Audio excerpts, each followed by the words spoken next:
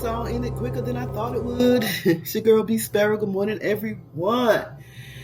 Oh, what a beautiful day it is today. I wanted to do this podcast because I keep getting people saying happy 4th of July to me, but I don't celebrate the 4th. And it sparked me to do some research on what the slaves were doing on the 4th. Did the slaves celebrate the 4th? I'm sure some of them did, and I'm sure some of them didn't. But it brought me to this speech by Frederick Douglass. What to the slave is the 4th of July? What to the slave is the 4th of July? After the Independence Day military parade in the nation's capital on today, I think it's today, President Donald Trump will give his speech at the Lincoln Memorial, the most recognizable memorial to his predecessors' leadership during the Civil War and the abolition of slavery. And yet, alternative 4th of July commemorations across the United States often draw attention to a different side of that story, with readings of Frederick Douglass's speech, best known today as What to the Slave is the 4th of July. Wonder what it was known as originally, and who changed the title? That's a good question. The speech was originally delivered at a moment when the country was fiercely locked in debate over the question of slavery, but there's a reason why it has remained famous more than 150 years after emancipation, says David Blight. He is the author of the 2019 Pulitzer Prize-winning biography, Frederick Douglass, Prophet of Freedom. I'm going to get that biography. I need to read that. To some, celebrations of American independence on July 4th are a reminder of the country's hypocrisy that we want free. Tell them, babe. On the matter of freedom, as slavery played a key role in the nation's history. Even today, America's history of racism is still being written, while other forms of modern-day slavery persist in the U.S. and around the world. For those who feel that way, July 5th may be an easier day to celebrate. On that day in 1827, 4,000 African Americans paraded down Broadway in New York City to celebrate the end of slavery in their state. Oh, this is good to me, honey child. One person who felt that way was Frederick Douglass, the famous abolitionist who was himself born into slavery. When the Ladies Anti-Slavery Society of Rochester, New York, invited Douglass to give a July 4th speech in 1852, Douglass opted to speak on July 5th instead. Addressing an audience of about 600 at the newly constructed Corinthian Hall, he started out by acknowledging that the signers of the Declaration of Independence were brave and great men, and that the way they wanted the Republic to look was in the right spirit. But he said, speaking more than a decade before slavery was ended nationally, a lot of work still needed to be done so that all citizens can enjoy life, liberty, and the pursuit of happiness. Above your national tumultuous joy, the 4th of July celebrations of white Americans were the mournful wails of millions whose heavy chains are today rendered more intolerable by jubilee shouts that reach them. And I downloaded the famous speech. In the oration, Most Famous Passages, Douglass discussed what he felt like to see such festivities and to know independence was not a given for people like him. Now, I don't know if what I'm about to read is a part of the speech that I downloaded. And when I listened to the speech, I actually thought it was going to be Frederick Douglass speaking. I really did. But it's not him. It sounds like a white man. I'm not sure, but I wish I could hear the voice of a brother reading the speech. But at any rate, I'm going to play this speech, but I want to read some excerpts from the speech first. I think they're from the speech. It says, "What have I, or those I represent, to do with your national independence? Are the great principles of political freedom and of natural justice embodied in the Declaration of Independence extended to us? And am I, therefore, called upon to bring our humble offering to the national altar and to confess the benefits and express devout gratitude for the blessings resulting from your independence to us? I say, with a sad sense of disparity between us, I say it with a sad sense of disparity between us. I am not included within the pale of glorious anniversary. Your high independence only reveals the immeasurable distance between us. The blessings in which you, this day, rejoice are not enjoyed in common. The rich inheritance of justice, liberty, prosperity, and independence bequeathed by your fathers is shared by you, not me. The sunlight that brought light and healing to you has brought stripes and death to me. This 4th July is yours, not mine. You may rejoice. I must mourn. What to the American slave is your 4th of July? I answer, a day that reveals to him, more than all other days in the year, the gross injustice and cruelty to which he is the constant victim. To him, your celebration is a sham. Your boasted liberty and unholy license, your national greatness, swelling vanity, your sounds of rejoicing are empty and heartless. Your denunciation of tyrants, brash-fronted impudence, your shouts of liberty and equality, hollow mockery, your prayers and hymns, your sermons and thanksgivings, with all of your religious parade and solemnity, are to him as in the most high, mere bombast, fraud, deception, impiety, and hypocrisy, a thin veil to cover up crimes which would disgrace a nation of savages. There is not a nation on earth guilty of practices more shocking and bloody than are the people of the United States at this very hour." Frederick Douglass was the man. Douglass's speech also foreshadowed the bloody reckoning to come. Civil War. He says, "For it is not light that is needed, but fire. It is not the gentle shower, but thunder," he said. "We need the storm, the whirlwind, and the earthquake." At the time Douglass spoke, the opportunity was ripe for a lecture on the moral crisis. Uncle Tom's Cabin had just been published that spring and was taking the country by storm. The country was in the midst of crisis over fugitive slave rescues in the wake of the Fugitive Slave Act of 1850. I need to know what that is. The political party system was beginning to tear itself asunder over the expansion of slavery. It's also an election year. The 1852 presidential election was heating up that summer. The Nativist Party is rising. It's an extraordinary political moment. It was a turbulent time for Douglass personally too. In the late 1840s and in the 1850s, his finances were tight, and he was struggling to sustain the newspaper he founded, the North Star.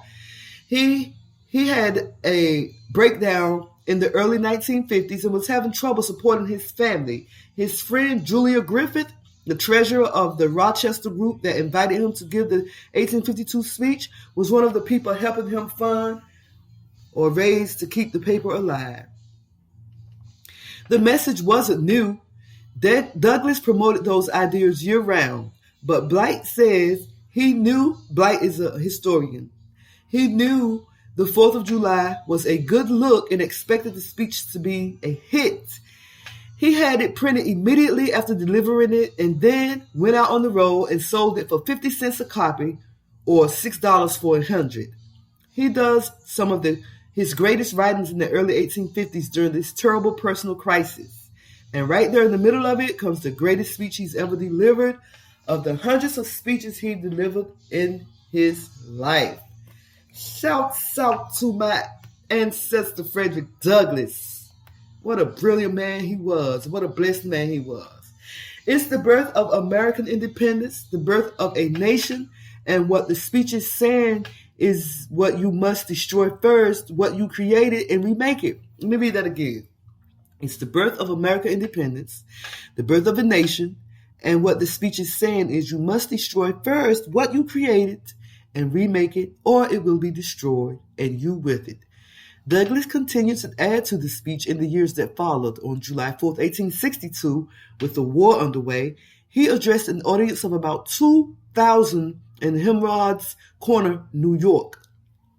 Blight argues that his shift then from addressing simply you to discussing the revolution as something undertaken by your fathers and my fathers indicates he believed emancipation would happen more than he did a decade earlier.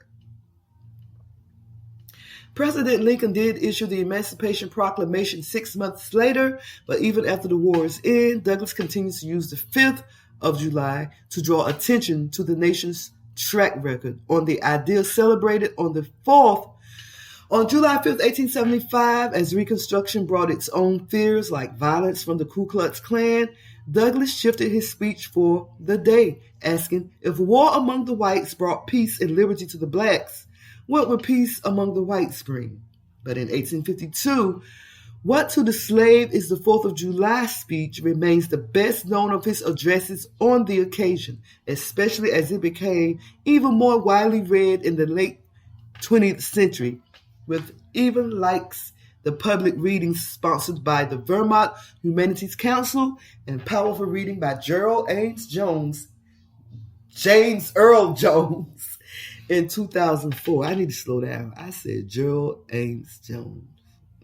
I'm almost through, y'all. I'm getting through this article, and then I'm going to put his speech on. Douglass's message about America struggling to live up to the lofty goals it set for itself at the founding continues to be relevant. He would use the 4th of July for its irony over and over and over, just like the Declaration of Independence is used to remind the country of its potential and promise. And to him, race was always the measure of that. He says, America by its nature is never quite fulfilling all of those promises. And that is the life, well, not the life of Frederick Douglass, but this is one of his writings that I want to play for you guys on this 4th of July. To all my brothers and sisters celebrating the 4th, I'm not condemning you for it. I just ask that you be safe. What is the slave? What to the slave is the 4th of July? I do not celebrate it. I do not celebrate it. I have never felt a part of the celebration, even as a kid, when we were celebrating it, and didn't know what the hell we were celebrating. For those who feel this way the same way I do, July 5th may be an easier day to celebrate. For on that day in 1827, 4,000 African Americans paraded down Broadway in New York City to celebrate and end slavery in their states. As I said, I do not condemn people, black people, Hebrew people celebrating the 4th, but just keep in mind that what this speech is saying, that 4th was not for us. It's just not for us.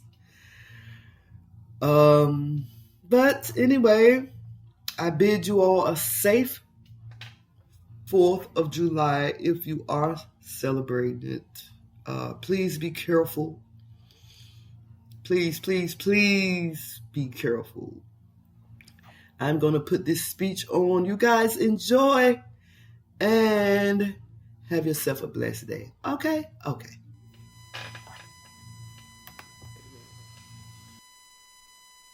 Buzz Tweet Radio. You're listening to Buzz Tweet Radio. Buzz. Tweet, tweet. What to the Slave is the 4th of July. Mr. President, friends, and fellow citizens, he who could address this audience without a quailing sensation has stronger nerves than I have. I do not remember ever to have appeared as a speaker before any assembly more strikingly, nor with greater distrust of my ability, than I do this day. A feeling has crept over me, quite unfavorable to the exercise of my limited powers of speech. The task before me is one which requires much previous thought and study for its proper performance. I know that apologies of this sort are generally considered flat and unmeaning. I trust, however, that mine will not be so considered. Should I seem at ease, my appearance would much misrepresent me. The little experience I have had in addressing public meetings in country schoolhouses avails me nothing on the present occasion. The papers and placards say that I am to deliver a 4th of July oration. This certainly sounds large and out of the common way for me. It is true that I have often had the privilege to speak in this beautiful hall and to address many who now honor me with their presence. But neither their familiar faces nor the perfect gauge I think I have of Corinthian Hall seems to free me from embarrassment. The fact is, ladies and gentlemen, the distance between this platform and the slave plantation from which I escaped is considerable, and the difficulties to be overcome in getting from the latter to the former are by no means slight. That I am here today is, to me, a matter of astonishment as well as of gratitude. You will not, therefore, be surprised if in what I have to say I evince no elaborate preparation, nor grace my speech with any high-sounding exordium. With little experience and with less learning, I have been able to throw my thoughts hastily and imperfectly together, and trusting to your patient and generous indulgence, I will proceed to lay them before you. This, for the purpose of this celebration, is the 4th of July. It is the birthday of your national independence and of your political freedom. This, to you, is what the Passover was to the emancipated people of God. It carries your minds back to the day and to the act of your great deliverance, and to the signs and to the wonders associated with that act and that day. This celebration also marks the beginning of another year of your national life, and reminds you that the Republic of America is now 76 years old. I am glad, fellow citizens, that your nation is so young. 76 years, though a good old age for a man, is but a mere speck in the life of a nation. 80 years and 10 is the allotted time for individual men, but nations number their years by thousands. According to this fact, you are, even now, only in the beginning of your national career, still lingering in the period of childhood. I repeat, I am glad this is so. There is hope in the thought, and hope is much needed, under the dark clouds which lower above the horizon. The eye of the reformer is met with angry flashes, portending disastrous times, but his heart may well beat lighter at the thought that America is young, and that she is still in the impressible stage of her existence. May he not hope that high lessons of wisdom, of justice and of truth, will yet give direction to her destiny? Were the nation older, the patriot's heart might be sadder, and the reformer's brow heavier. Its future might be shrouded in gloom, and the hope of its prophets go out in sorrow. There is consolation in the thought that America is young. Great streams are not easily turned from channels worn deep in the course of ages. They may sometimes rise in quiet and stately majesty, and inundate the land, refreshing and fertilizing the earth with their mysterious properties. They may also rise in wrath and fury, and bear away, on their angry waves, the accumulated wealth of years of toil and hardship. They, however, gradually flow back to the same old channel, and flow on as serenely as ever. But, while the river may not be turned aside, it may dry up, and leave nothing behind but the withered branch and the unsightly rock, to howl in the abyss-sweeping wind, the sad tale of departed glory. As with rivers, so with nations. Fellow citizens, I shall not presume to dwell at length on the associations that cluster about this day. The simple story of it is that, 76 years ago, the people of this country were British subjects. The style and title of your sovereign people, in which you now glory, was not then born. You were under the British crown. Your fathers esteemed the English government as the home government, and England as the fatherland. This home government, you know, although a considerable distance from your home, did, in the existence of its parental prerogatives, impose upon its colonial children such restraints, burdens, and limitations as, in its mature judgment, it deemed wise, right, and proper. But your fathers, who had not adopted the fashionable idea of this day, of the infallibility of government, and the absolute character of its acts, presumed to differ from the home government in respect to the wisdom and the justice of some of those burdens and restraints. They went so far in their excitement as to pronounce the measures of government unjust, unreasonable, and oppressive, and altogether such as ought not to be quietly submitted to. I scarcely need say, fellow citizens, that my opinion of those measures fully accords with that of your fathers. Such a declaration of agreement on my part would not be worth much to anybody. It would, certainly, prove nothing as to what part I might have taken had I lived during the great controversy of 1776. To say now that America was right and England wrong is exceedingly easy. Everybody can say it. The dastard, not less than the noble brave, can flippantly descant on the tyranny of England towards the American colonies. It is fashionable to do so, but there was a time when, to pronounce against England, and in favor of the cause of the colonies, tried men's souls. They who did so were accounted in their day plotters of mischief, agitators, and rebels, dangerous men. To side with the right against the wrong, with the weak against the strong, and with the oppressed against the oppressor, here lies the merit, and the one which, of all others, seems unfashionable in our day. The cause of liberty may be stabbed by the men who glory in the deeds of your fathers. But to proceed. Feeling themselves harshly and unjustly treated by the home government, your fathers, like men of honesty and men of spirit, earnestly sought redress. They petitioned and remonstrated. They did so in a decorous, respectful, and loyal manner. Their conduct was wholly unexceptionable. This, however, did not answer the purpose. They saw themselves treated with sovereign indifference, coldness, and scorn. Yet they persevered. They were not the men to look back. As the sheet anchor took a firmer hold, when the ship is tossed by the storm, so did the cause of your fathers grow stronger, as it breasted the chilling blasts of kingly displeasure. The greatest and best of British statesmen admitted its justice, and the loftiest eloquence of the British Senate came to its support. But, with that blindness which seems to be the unvarying characteristic of tyrants, since Pharaoh and his hosts were drowned in the Red Sea, the British government persisted in the exactions complained of. The madness of this course, we believe, is admitted now even by England, but we fear the lesson is wholly lost on our present rulers. Oppression makes a wise man mad. Your fathers were wise men, and if they did not go mad, they became restive under this treatment. They felt themselves the victims of grievous wrongs, wholly incurable in their colonial capacity. With brave men there is always a remedy for oppression. Just here, the idea of a total separation of the colonies from the crown was born. It was a startling idea, much more so than we, at this distance of time, regard it. The timid and the prudent, as has been intimated, of that day were, of course, shocked and alarmed by it.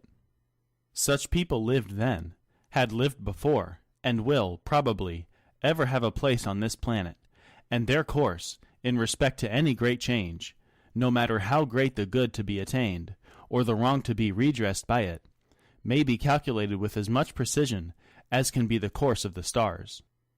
They hate all changes, but silver, gold, and copper change. Of this sort of change, they are always strongly in favor. These people were called Tories in the days of your fathers, and the appellation, probably, conveyed the same idea that is meant by a more modern, though a somewhat less euphemonious term, which we often find in our papers, applied to some of our old politicians. Their opposition to the then dangerous thought was earnest and powerful, but, amid all their terror and affrighted vociferations against it, the alarming and revolutionary idea moved on, and the country with it. On the 2nd of July, 1776, the old Continental Congress, to the dismay of the lovers of ease and the worshippers of property, clothed that dreadful idea with all the authority of national sanction. They did so in the form of a resolution, and as we seldom hit upon resolutions, drawn up in our day, whose transparency is at all equal to this, it may refresh your minds and help my story if I read it. Quote, "Resolved, that these united colonies are, and of right, ought to be free and independent states, that they are absolved from all allegiance to the British Crown, and that all political connection between them and the state of Great Britain is, and ought to be, dissolved." End quote. Citizens, your fathers made good that resolution. They succeeded, and today you reap the fruits of their success. The freedom gained is yours, and you, therefore, may properly celebrate this anniversary. The 4th of July is the first great fact in your nation's history, the very ringbolt in the chain of your yet undeveloped destiny. Pride and patriotism, not less than gratitude, prompt you to celebrate and to hold it in perpetual remembrance. I have said that the Declaration of Independence is the ringbolt to the chain of your nation's destiny, so, indeed, I regard it. The principles contained in that instrument are saving principles. Stand by those principles, be true to them on all occasions, in all places, against all foes, and at whatever cost. From the round top of your ship of state, dark and threatening clouds may be seen. Heavy billows, like mountains in the distance, disclose to the leeward huge forms of flinty rocks. That bolt drawn, that chain broken, and all is lost. Cling to this day, cling to it, and to its principles, with the grasp of a storm-tossed mariner to a spar at midnight. The coming into being of a nation, in any circumstances, is an interesting event. But besides general considerations, there were peculiar circumstances which make the advent of this republic an event of special attractiveness. The whole scene, as I look back to it, was simple, dignified, and sublime. The population of the country, at the time, stood at the insignificant number of 3 millions. The country was poor in the munitions of war. The population was weak and scattered, and the country a wilderness unsubdued. There were then no means of concert and combination, such as exist now. Neither steam nor lightning had then been reduced to order and discipline. From the Potomac to the Delaware was a journey of many days. Under these and innumerable other disadvantages, your fathers declared for liberty and independence, and triumphed. Fellow citizens, I am not wanting in respect for the fathers of this republic. The signers of the Declaration of Independence were brave men. They were great men, too, great enough to give fame to a great age. It does not often happen to a nation to raise, at one time, such a number of truly great men. The point from which I am compelled to view them is not, certainly, the most favorable, and yet I cannot contemplate their great deeds with less than admiration. They were statesmen, patriots, and heroes, and for the good they did, and the principles they contended for, I will unite with you to honor their memory. They loved their country better than their own private interests, and, though this is not the highest form of human excellence, all will concede that it is a rare virtue, and that when it is exhibited, it ought to command respect. He who will, intelligently, lay down his life for his country, is a man whom it is not in human nature to despise. Your fathers staked their lives, their fortunes, and their sacred honor on the cause of their country. In their admiration of liberty, they lost sight of all other interests. They were peaceful men, but they preferred revolution to peaceful submission to bondage. They were quiet men, but they did not shrink from agitating against oppression. They showed forbearance, but that they knew their limits. They believed in order, but not in the order of tyranny. With them, nothing was settled that was not right. With them, justice, liberty, and humanity were final, not slavery and oppression. You may well cherish the memory of such men. They were great in their day and generation. Their solid manhood stands out the more as we contrast it with these degenerate times. How circumspect, exact, and proportionate were all their movements. How unlike the politicians of an hour. Their statesmanship looked beyond the passing moment, and stretched away in strength into the distant future. They seized upon eternal principles, and set a glorious example in their defense. Mark them. Fully appreciating the hardships to be encountered, firmly believing in the right of their cause,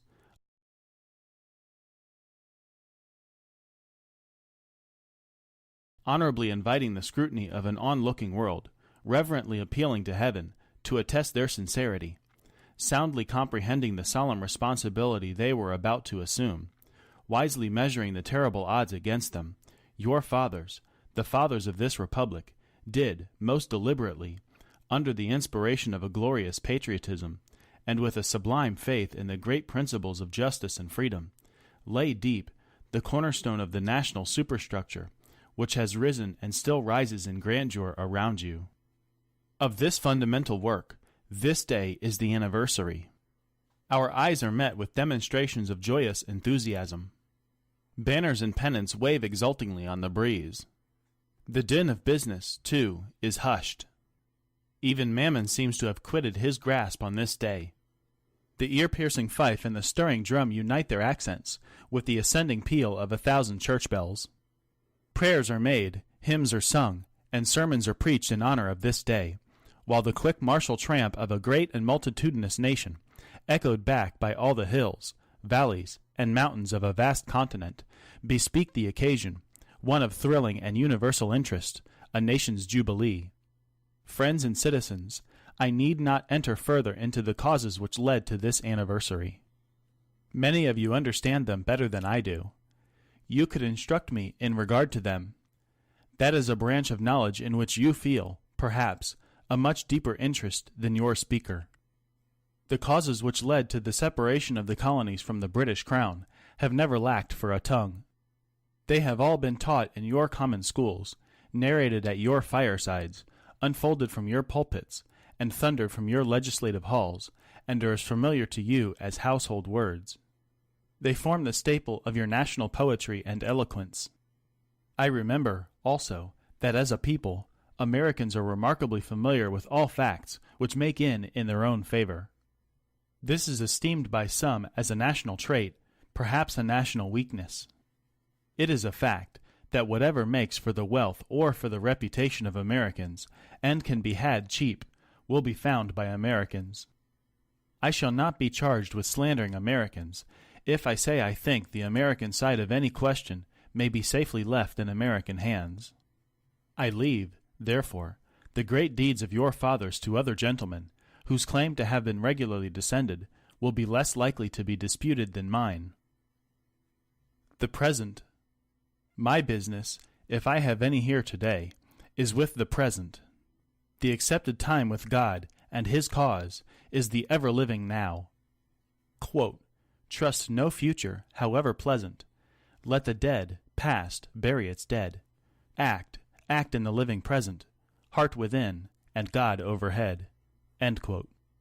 We have to do with the past only as we can make it useful to the present and to the future.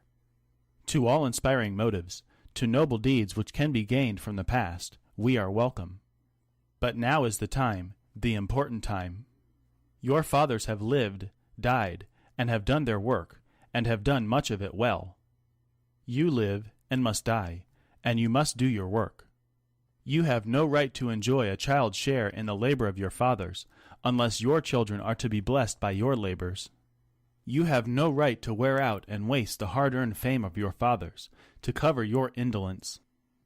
Sidney Smith tells us that men seldom eulogize the wisdom and virtues of their fathers, but to excuse some folly or wickedness of their own.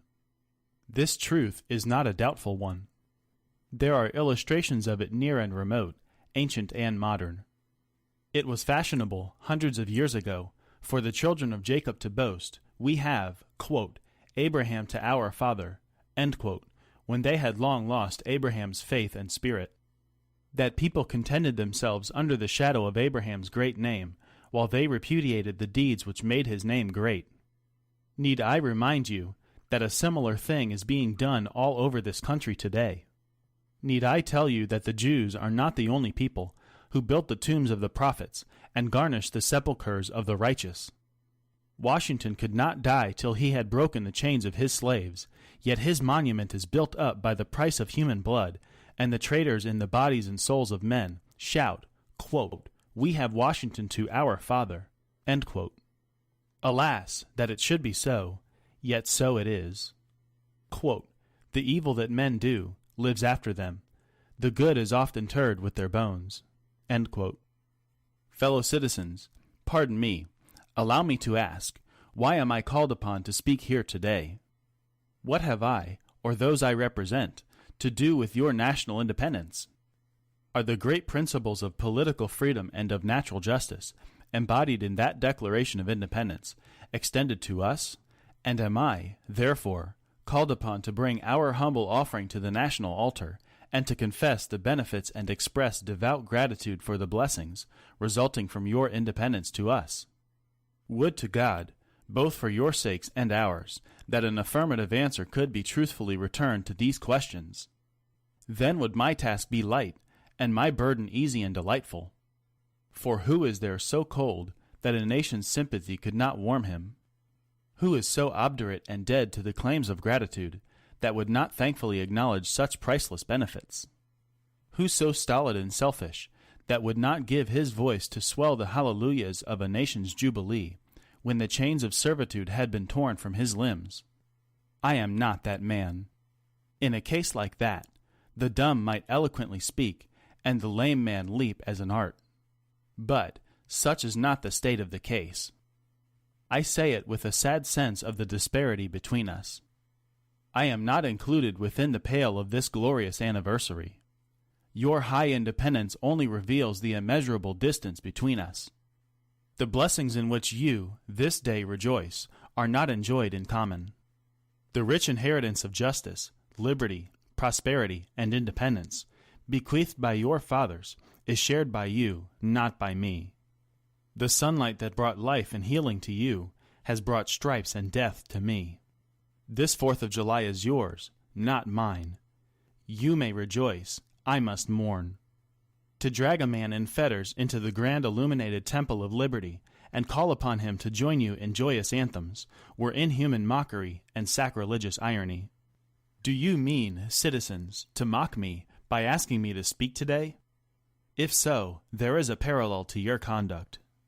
And let me warn you that it is dangerous to copy the example of a nation whose crimes, towering up to heaven, were thrown down by the breath of the Almighty, burying that nation in irrevocable ruin.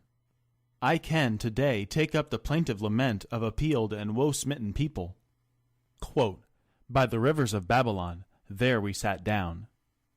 Yeah, we wept when we remembered Zion. We hanged our harps upon the willows in the midst thereof. For there, they that carried us away captive required of us a song, and they who wasted us required of us mirth, saying, "Sing us one of the songs of Zion." How can we sing the Lord's song in a strange land? If I forget thee, O Jerusalem, let my right hand forget her cunning. If I do not remember thee, let my tongue cleave to the roof of my mouth. End quote. Fellow citizens, above your national, tumultuous joy, I hear the mournful wail of millions whose chains, heavy and grievous yesterday, are, today, rendered more intolerable by the jubilee shouts that reach them. If I do forget, if I do not faithfully remember those bleeding children of sorrow this day, quote, may my right hand forget her cunning, and may my tongue cleave to the roof of my mouth. End quote. To forget them, to pass lightly over their wrongs, and to chime in with a popular theme, would be treason most scandalous and shocking, and would make me a reproach before God and the world. My subject, then, fellow citizens, is American slavery. I shall see, this day, and its popular characteristics, from the slave's point of view. Standing, there, identified with the American bondman, making his wrongs mine, I do not hesitate to declare, with all my soul, that the character and conduct of this nation never looked blacker to me than on this 4th of July. Whether we turn to the declarations of the past or to the professions of the present, the conduct of the nation seems equally hideous and revolting. America is false to the past, false to the present, and solemnly binds herself to be false to the future. Standing with God and the crushed and bleeding slave on this occasion, I will, in the name of humanity which is outraged, in the name of liberty which is fettered, in the name of the Constitution and the Bible, which are disregarded and trampled upon, dare to call in question and to denounce, with all the emphasis I can command, everything that serves to perpetuate slavery, the great sin and shame of America. Quote, I will not equivocate, I will not excuse, end quote. I will use the severest language I can command, and yet not one word shall escape me that any man, whose judgment is not blinded by prejudice, or who is not at heart a slaveholder, shall not confess to be right and just. But I fancy I hear someone of my audience say, it is just in this circumstance that you and your brother abolitionists fail to make a favorable impression on the public mind. Would you argue more and denounce less? Would you persuade more and rebuke less? Your cause would be much more likely to succeed. But, I submit, where all is plain there is nothing to be argued. What point in the anti-slavery creed would you have me argue? On what branch of the subject do the people of this country need light? Must I undertake to prove that the slave is a man? That point is conceded already. Nobody doubts it. The slaveholders themselves acknowledge it in the enactment of laws for their government. There are 72 crimes in the state of Virginia, which, if committed by a black man, no matter how ignorant he be, subject him to the punishment of death, while only 2 of the same crimes will subject a white man to the like punishment. What is this but the acknowledgment that the slave is a moral, intellectual, and responsible being? The manhood of the slave is conceded. It is admitted, in fact, that Southern statute books are covered with enactments forbidding, under severe fines and penalties, the teaching of the slave to read or to write. When you can point to any such laws, in reference to the beasts of the field, then I may consent to argue the manhood of the slave. When the dogs in your streets, when the fowls of the air, when the cattle on your hills, when the fish of the sea, and the reptiles that crawl, shall be unable to distinguish the slave from a brute, then I will argue with you that the slave is a man. For the present, it is enough to affirm the equal manhood of the Negro race. Is it not astonishing that, while we are plowing, planting and reaping, using all kinds of mechanical tools, erecting houses, constructing bridges, building ships, working in metals of brass, iron, copper, silver and gold, that, while we are reading, writing, and ciphering, acting as clerks, merchants, and secretaries, having among us lawyers, doctors, ministers, poets, authors, editors, orators, and teachers, that, while we are engaged in all manner of enterprises common to other men, digging gold in California, capturing the whale in the Pacific, feeding sheep and cattle on the hillside, living, moving, acting, thinking, planning, living in families as husbands, wives, and children, and, above all, confessing and worshiping the Christian's God, and looking hopefully for life and immortality beyond the grave, we are called upon to prove that we are men. Would you have me argue that man is entitled to liberty, that he is the rightful owner of his own body? You have already declared it. Must I argue the wrongfulness of slavery? Is that a question for Republicans? Is it to be settled by the rules of logic and argumentation, as a matter beset with great difficulty, involving a doubtful application of the principle of justice, hard to be understood? How should I look today, in the presence of Americans, dividing and subdividing a discourse, to show that men have a natural right to freedom, speaking of it relatively and positively, negatively and affirmatively? To do so would be to make myself ridiculous, and to offer an insult to your understanding. There is not a man beneath the canopy of heaven that does not know that slavery is wrong for him. What, am I to argue that it is wrong to make men brutes, to rob them of their liberty, to work them without wages, to keep them ignorant of their relations to their fellow men, to beat them with sticks, to flay their flesh with the lash, to load their limbs with irons, to hunt them with dogs, to sell them at auction, to sunder their families, to knock out their teeth, to burn their flesh, to starve them into obedience and submission to their masters. Must I argue that a system thus marked with blood and stained with pollution is wrong? No, I will not. I have better employment for my time and strength than such arguments would imply. What, then, remains to be argued? Is it that slavery is not divine, that God did not establish it, that our doctors of divinity are mistaken? There is blasphemy in the thought. That which is inhuman cannot be divine. Who can reason on such a proposition? That they can, may, I cannot. The time for such argument is past. At a time like this, scorching irony, not convincing argument, is needed. Oh, had I the ability, and could I reach the nation's ear, I would, today, pour out a fiery stream of biting ridicule, blasting reproach, withering sarcasm, and stern rebuke. For it is not light that is needed, but fire. It is not the gentle shower, but thunder. We need the storm, the whirlwind, and the earthquake. The feeling of the nation must be quickened, the conscience of the nation must be roused, the propriety of the nation must be startled, the hypocrisy of the nation must be exposed, and its crimes against God and man must be proclaimed and denounced. What, to the American slave, is your 4th of July? I answer, a day that reveals to him, more than all other days in the year, the gross injustice and cruelty to which he is the constant victim. To him, your celebration is a sham, your boasted liberty, an unholy license, your national greatness, swelling vanity. Your sounds of rejoicing are empty and heartless, your denunciations of tyrants, brass-fronted impudence. Your shouts of liberty and equality, hollow mockery. Your prayers and hymns, your sermons and thanksgivings, with all your religious parade and solemnity, are, to him, mere bombast, fraud, deception, impiety, and hypocrisy, a thin veil to cover up crimes which would disgrace a nation of savages. There is not a nation on the earth guilty of practices more shocking and bloody than are the people of these United States at this very hour.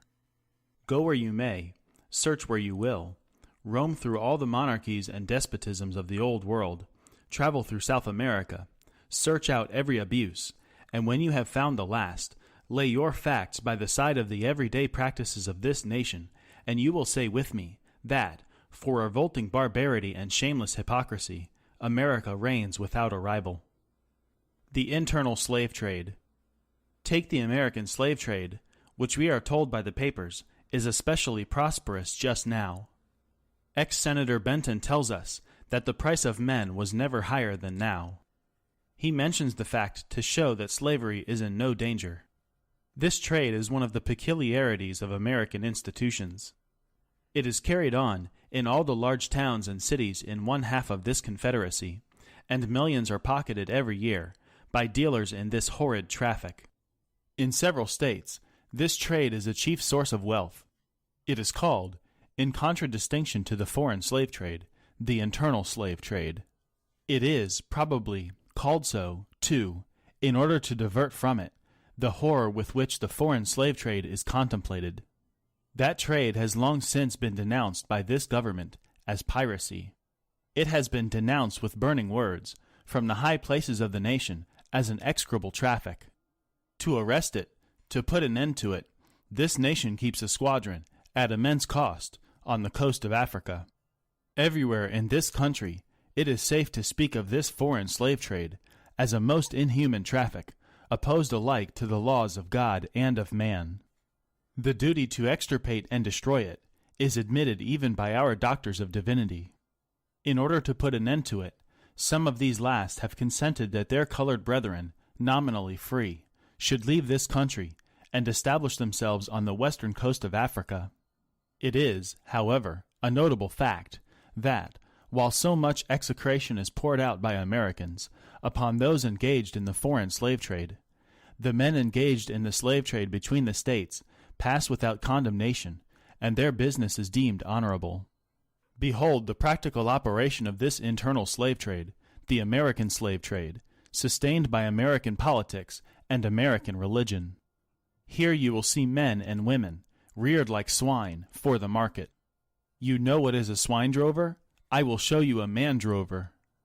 They inhabit all our southern states. They perambulate the country, and crowd the highways of the nation, with droves of human stock. You will see one of these human flesh jobbers, armed with pistol, whip, and bowie knife, driving a company of 100 men, women, and children, from the Potomac to the slave market at New Orleans. These wretched people are to be sold singly, or in lots, to suit purchasers. They are food for the cotton field and the deadly sugar mill. Mark the sad procession as it moves warily along, and the inhuman wretch who drives them. Hear his savage yells and his blood-chilling oaths as he hurries on his affrighted captives. There, see the old man, with locks thinned and gray. Cast one glance, if you please, upon that young mother, whose shoulders are bare to the scorching sun, her briny tears falling on the brow of the babe in her arms. See, too, that girl of 13, weeping, yes, weeping, as she thinks of the mother from whom she has been torn. The drove moves tardily. Heat and sorrow have nearly consumed their strength. Suddenly you hear a quick snap, like the discharge of a rifle, the fetters clank, and the chain rattles simultaneously. Your ears are saluted with a scream that seems to have torn its way to the center of your soul.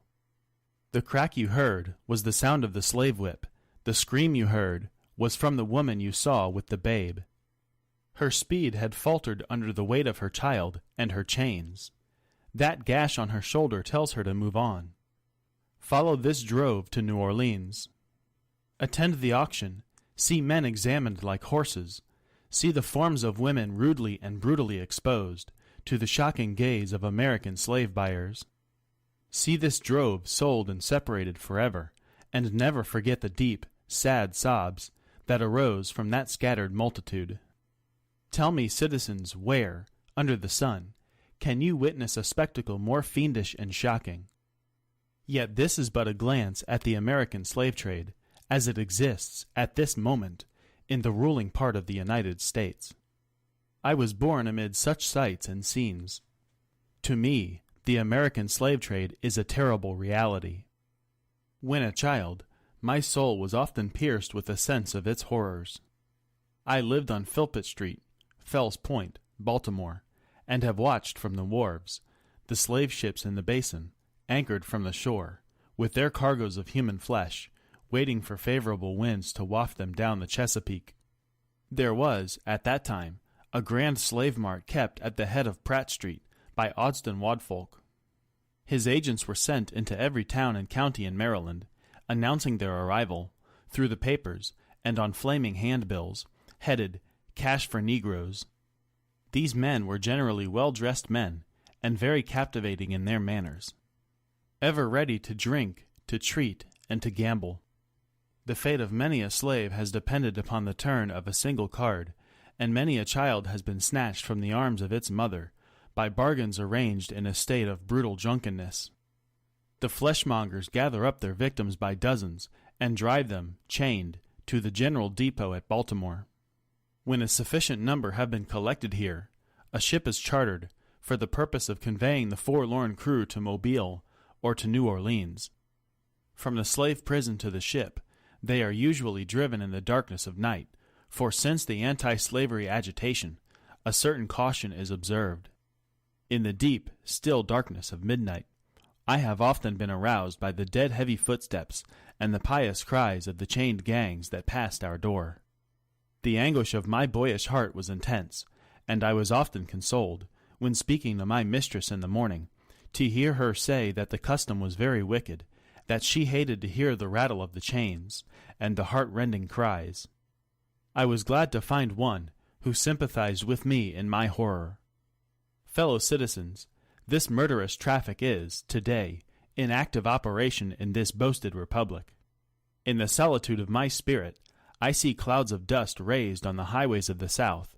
I see the bleeding footsteps. I hear the doleful wail of fettered humanity on the way to the slave markets, where the victims are to be sold like horses, sheep, and swine, knocked off to the highest bidder. There I see the tenderest ties ruthlessly broken to gratify the lust, caprice, and rapacity of the buyers and sellers of men. My soul sickens at the sight. Quote, "Is this the land your fathers loved, the freedom which they toiled to win? Is this the earth whereon they moved? Are these the graves they slumber in?" End quote. But a still more inhuman, disgraceful, and scandalous state of things remains to be presented. By an act of the American Congress, not yet 2 years old, slavery has been nationalized in its most horrible and revolting form. By that act, Mason and Dixon's line has been obliterated, New York has become as Virginia, and the power to hold, hunt, and sell men, women, and children as slaves remains no longer a mere state institution, but is now an institution of the whole United States. The power is coextensive with the Star-Spangled Banner and American Christianity. Where these go, may also go the merciless slave hunter. Where these are, man is not sacred. He is a bird for the sportsman's gun. By that most foul and fiendish of all human decrees, the liberty and person of every man are put in peril. Your broad republican domain is hunting ground for men. Not for thieves and robbers, enemies of society, merely, but for men guilty of no crime. Your lawmakers have commanded all good citizens to engage in this hellish sport. Your president, your secretary of state, your lords, nobles, and ecclesiastics enforce, as a duty you owe to your free and glorious country, and to your God, that you do this accursed thing. Not fewer than 40 Americans have, within the past 2 years, been hunted down, and, without a moment's warning, hurried away in chains, and consigned to slavery and excruciating torture. Some of these had wives and children, dependent on them for bread, but of this no account was made. The right of the hunter to his prey stands superior to the right of marriage, and to all rights in this republic, the rights of God included. For black men there are neither law, justice, humanity, nor religion. The fugitive slave law makes mercy to them a crime, and bribes the judge who tries them. An American judge gets $10 for every victim he consigns to slavery, and 5 when he fails to do so. The oath of any 2 villains is sufficient, under this hell-black enactment, to send the most pious and exemplary black man into the remorseless jaws of slavery. His own testimony is nothing. He can bring no witnesses for himself. The minister of American justice is bound, by the law, to hear but one side, and that side is the side of the oppressor. Let this damning fact be perpetually told. Let it be thundered around the world, that, in tyrant-killing, king-hating, people-loving, democratic, Christian America, the seats of justice are filled with judges who hold their offices under an open and palpable bribe, and are bound, in deciding in the case of a man's liberty, to hear only his accusers. In glaring violation of justice, in shameless disregard of the forms of administering law, in cunning arrangement to entrap the defenseless, and in diabolical intent, this fugitive slave law stands alone in the annals of tyrannical legislation. I doubt if there be another nation on the globe having the brass and the baseness to put such a law on the statute book. If any man in this assembly thinks differently from me in this matter, and feels able to disprove my statements, I will gladly confront him at any suitable time and place he may select. Religious liberty. I take this law to be one of the grossest infringements of Christian liberty, and, if the churches and ministers of our country were not stupidly blind, or most wickedly indifferent, they, too, would so regard it. At the very moment that they are thanking God for the enjoyment of civil and religious liberty, and for the right to worship God according to the dictates of their own consciences, they are utterly silent in respect to a law which robs religion of its chief significance, and makes it utterly worthless to a world lying in wickedness. Did this law concern the, quote, mint, anise, and cumin, end quote, abridge the right to sing psalms, to partake of the sacrament, or to engage in any of the ceremonies of religion, it would have been smitten by the thunder of 1,000 pulpits. A general shout would go up from the church, demanding repeal, repeal, instant repeal, and it would go hard with that politician who presumed to solicit the votes of the people without inscribing this motto on his banner. Further, if this demand were not complied with, another Scotland would be added to the history of religious liberty, and the stern old Covenanters would be thrown into the Slade. A John Knox would be seen at every church door, and heard from every pulpit, and Fillmore would have no more quarter than was shown by Knox to the beautiful but treacherous Queen Mary of Scotland. The fact that the Church of our country, with fractional exceptions, does not esteem the fugitive slave law as a declaration of war against religious liberty implies that the Church regards religion simply as a form of worship, an empty ceremony, and not a vital principle, requiring active benevolence, justice, love, and goodwill towards men. It esteems sacrifice above mercy, psalm singing above right-doing, solemn meetings above practical righteousness. A worship that can be conducted by persons who refuse to give shelter to the houseless, to give bread to the hungry, clothing to the naked, and who enjoin obedience to a law forbidding these acts of mercy, is a curse, not a blessing to mankind. The Bible addresses all such persons as, quote, scribes, Pharisees, hypocrites, who pay tithe of mint, anise, and cumin, and have omitted the weightier matters of the law, judgment, mercy, and faith. End quote. The Church responsible. But the Church of this country is not only indifferent to the wrongs of the slave, it actually takes sides with the oppressors. It has made itself the bulwark of American slavery and the shield of American slave hunters. Many of its most eloquent divines, who stand as the very lights of the Church, have shamelessly given the sanction of religion and the Bible to the whole slave system. They have taught that man may, properly, be a slave, that the relation of master and slave is ordained of God, that to send back an escaped bondman to his master is clearly the duty of all the followers of the Lord Jesus Christ, and this horrible blasphemy is palmed off upon the world for Christianity. For my part, I would say, welcome infidelity, welcome atheism, welcome anything, in preference to the gospel, as preached by those divines. They convert the very name of religion into an engine of tyranny and barbarous cruelty, and serve to confirm more infidels, in this age, than all the infidel writings of Thomas Paine, Voltaire, and Bolingbroke put together have done. These ministers make religion a cold and flinty-hearted thing, having neither principles of right action nor bowels of compassion. They strip the love of God of its beauty, and leave the throne of religion a huge, horrible, repulsive form. It is a religion for oppressors, tyrants, man-stealers, and thugs.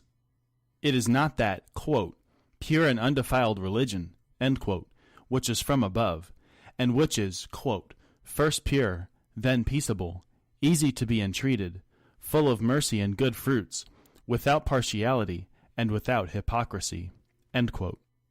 But a religion which favors the rich against the poor, which exalts the proud above the humble, which divides mankind into two classes, tyrants and slaves, which says to the man in chains, stay there, and to the oppressor, oppress on. It is a religion which may be professed and enjoyed by all the robbers and enslavers of mankind.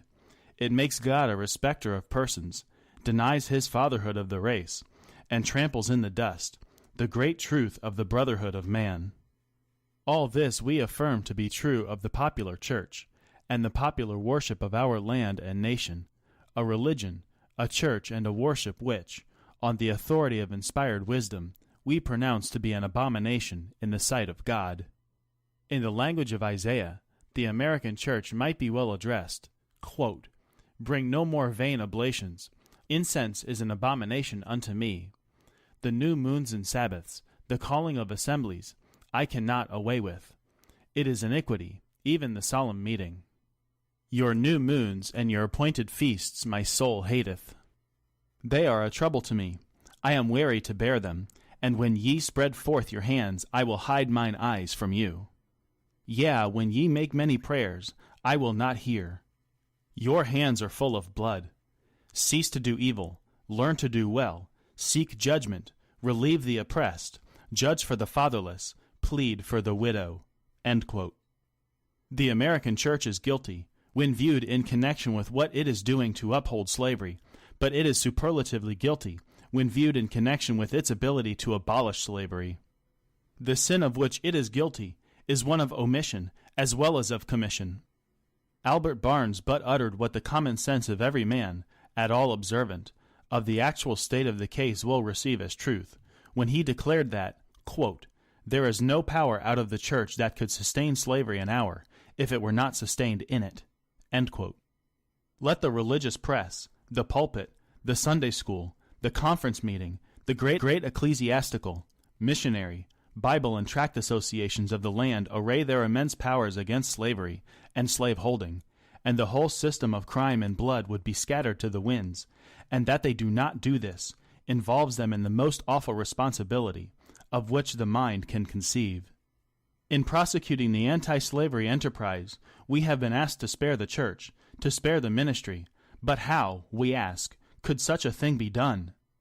We are met on the threshold of our efforts for the redemption of the slave, by the church and ministry of the country, in battle arrayed against us, and we are compelled to fight or flee.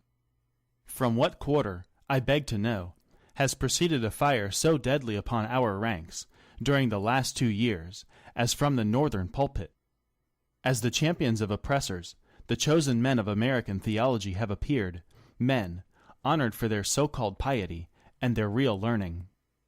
The Lords of Buffalo, the Springs of New York, the Lathrops of Auburn, the Coxes and Spencers of Brooklyn, the Ganetts and Sharps of Boston, the Deweys of Washington, and other great religious lights of the land, have, in utter denial of the authority of Him, by whom they profess to be called to the ministry, deliberately taught us, against the example of the Hebrews, and against the remonstrance of the apostles, they teach that we ought to obey man's law before the law of God. My spirit wearies of such blasphemy, and how such men can be supported, as the quote, "standing types and representatives of Jesus Christ," end quote, is a mystery which I leave others to penetrate. In speaking of the American church, however, let it be distinctly understood that I mean the great mass of the religious organizations of our land. There are exceptions, and I thank God that there are. Noble men may be found, scattered all over these northern states, of whom Henry Ward Beecher, of Brooklyn, Samuel J. May, of Syracuse, and my esteemed friend, the Reverend Robert R. Raymond, on the platform, are shining examples, and let me say further, that upon these men lies the duty to inspire our ranks with high religious faith and zeal, and to cheer us on, in the great mission of the slave's redemption from his chains. Religion in England and religion in America. One is struck with the difference between the attitude of the American church towards the anti-slavery movement and that occupied by the churches in England towards a similar movement in that country. There, the church, true to its mission of ameliorating, elevating, and improving the condition of mankind, came forward promptly, bound up the wounds of the West Indian slave, and restored him to his liberty. There, the question of emancipation was a high religious question. It was demanded, in the name of humanity, and according to the law of the living God. The Sharps, the Clarksons, the Wilberforces, the Buxtons, the Burchells, and the Nibbs were alike famous for their piety and for their philanthropy. The anti-slavery movement there was not an anti-church movement, for the reason that the church took its full share in prosecuting that movement, and the anti-slavery movement in this country will cease to be an anti-church movement when the church of this country shall assume a favorable instead of a hostile position towards that movement. Americans, your Republican politics, not less than your Republican religion, are flagrantly inconsistent. You boast of your love of liberty, your superior civilization, and your pure Christianity, while the whole political power of the nation, as embodied in the two great political parties, is solemnly pledged to support and perpetuate the enslavement of 3 millions of your countrymen. You hurl your anathemas at the crowned-headed tyrants of Russia and Austria, and pride yourselves on your democratic institutions, while you yourselves consent to be the mere tools and bodyguards of the tyrants of Virginia and Carolina.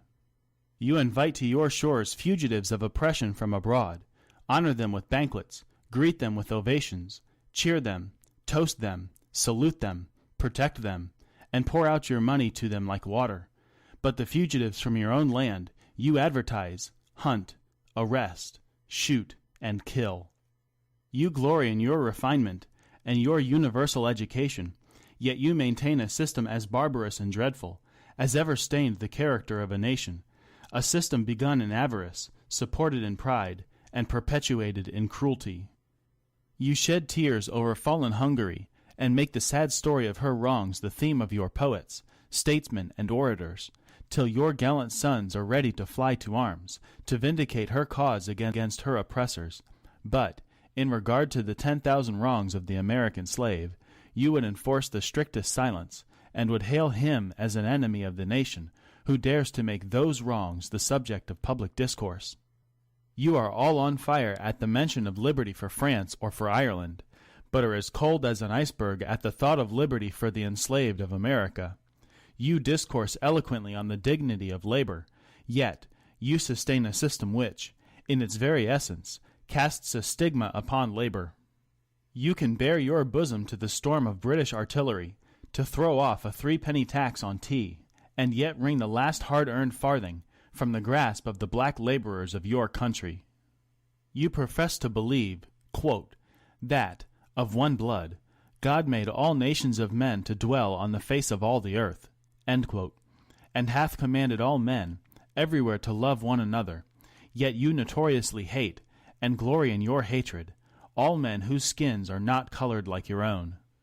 You declare, before the world, and are understood by the world to declare, that you, quote, hold these truths to be self-evident, that all men are created equal, and are endowed by their Creator with certain inalienable rights, and that, among these are life, liberty, and the pursuit of happiness, end quote.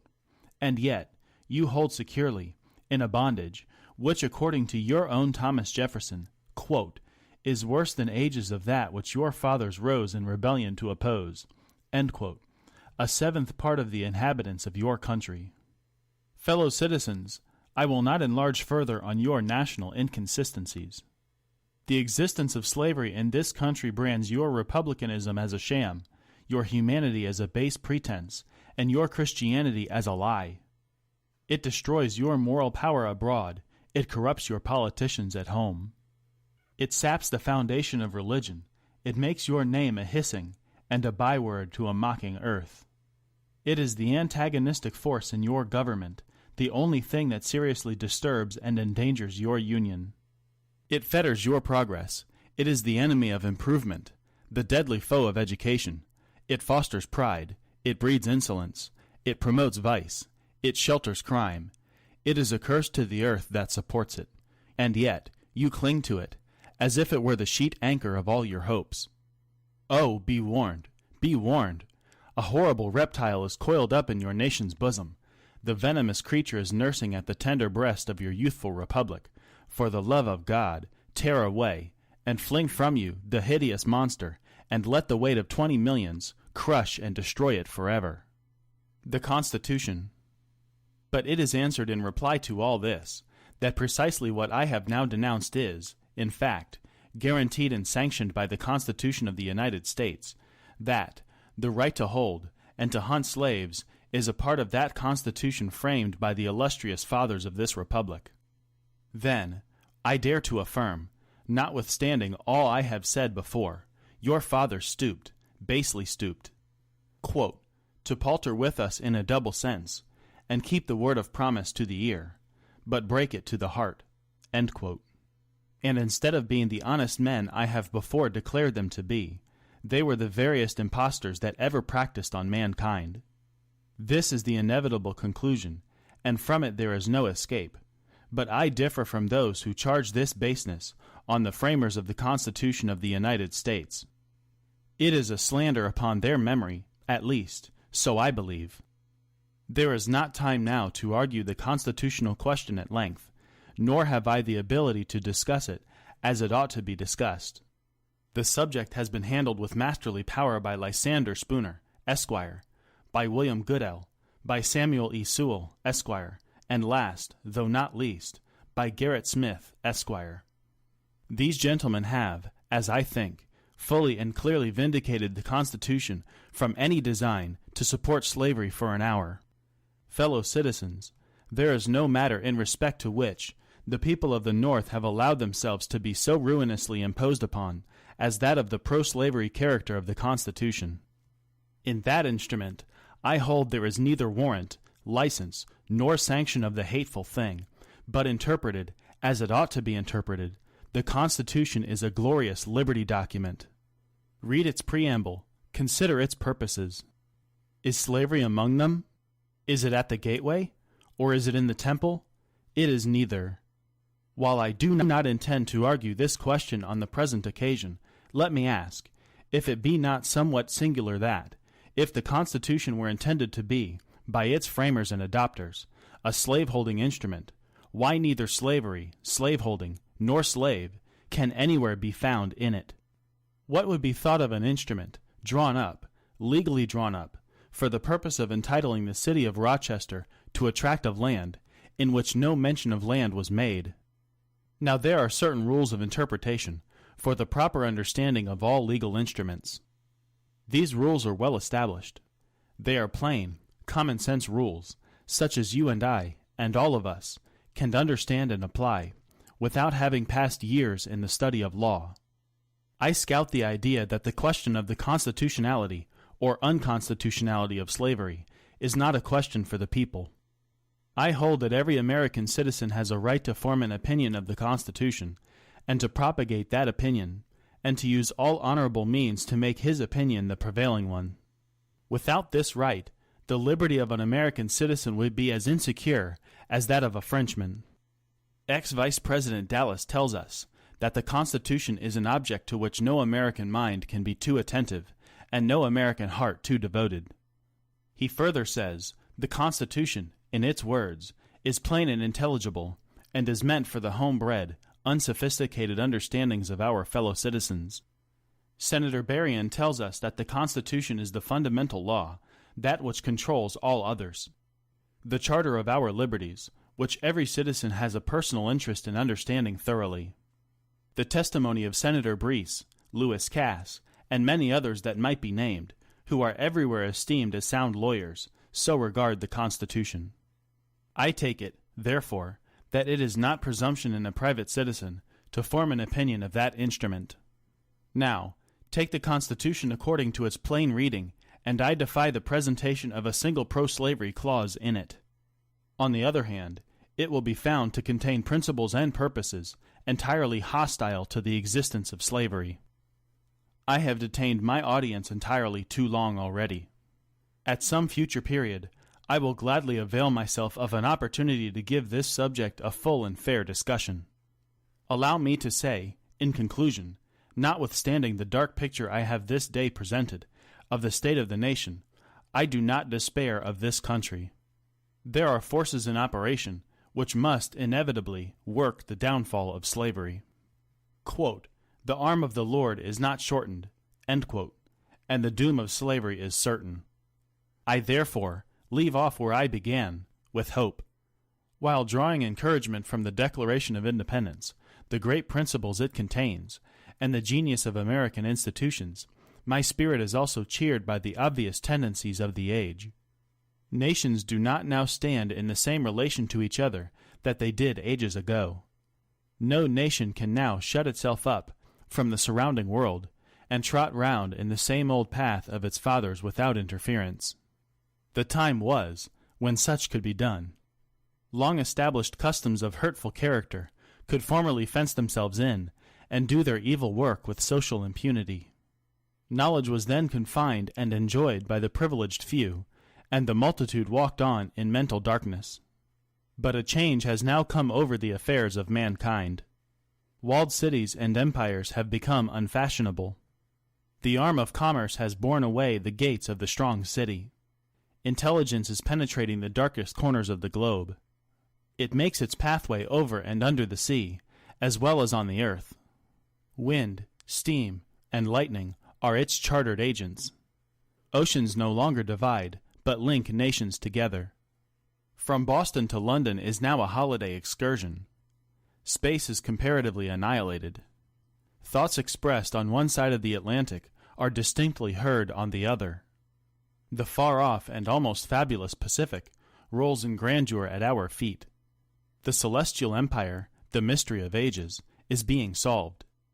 The fiat of the Almighty, quote, "Let there be light," end quote, has not yet spent its force.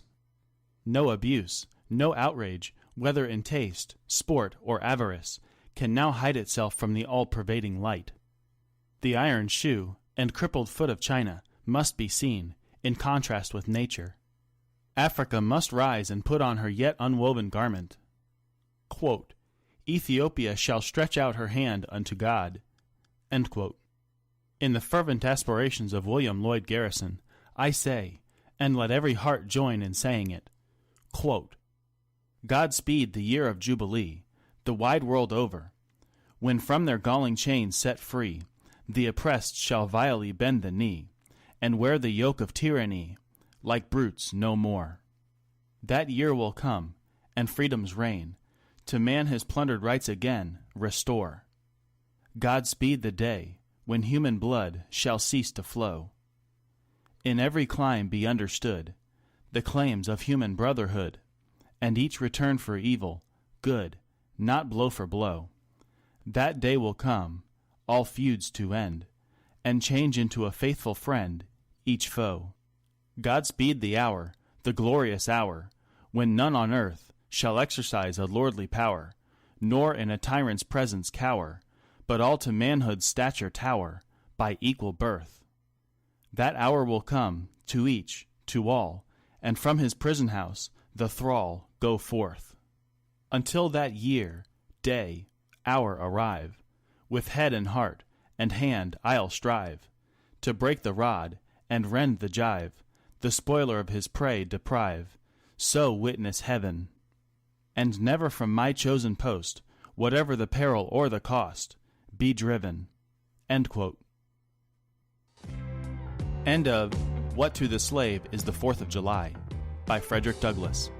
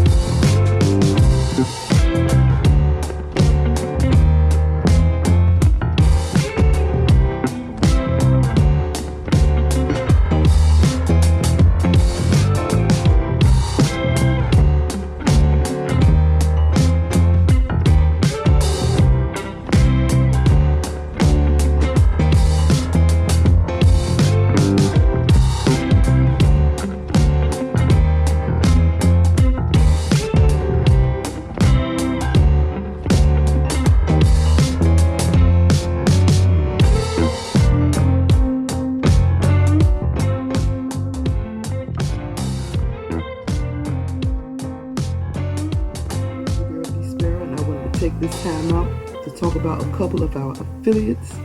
You can find our affiliates over at bsparrow.bravesites.com.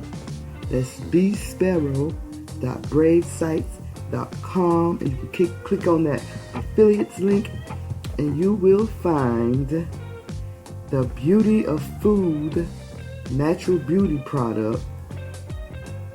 Women are turning back the clock. The kitchen holds the key to increasing your beauty. So you don't have to go out and spend all this money on expensive beauty products. You can find remedies right in your kitchen. Remedies to help slow outward aging and reduce fine lines and wrinkles, honey. Yes, so go to bsparrow.bravesites.com. Click on that affiliates link. And you will also find a red tea detox program. It's the West African Red Tea Detox. It's proven to stop hunger cravings, and it helps shed 1 pound of fat every 72 hours. Every 72 hours, ladies and gentlemen. 1 pound of fat. That sounds exciting. It's the West African Red Tea. It's Red Tea Detox program for $37. But I do believe that if you go and click on that affiliate link right now, and click on that lose belly fat link, because it's also proven to help you lose belly fat, you will get a discount. That's bsparrow.bravesites.com. Check it out.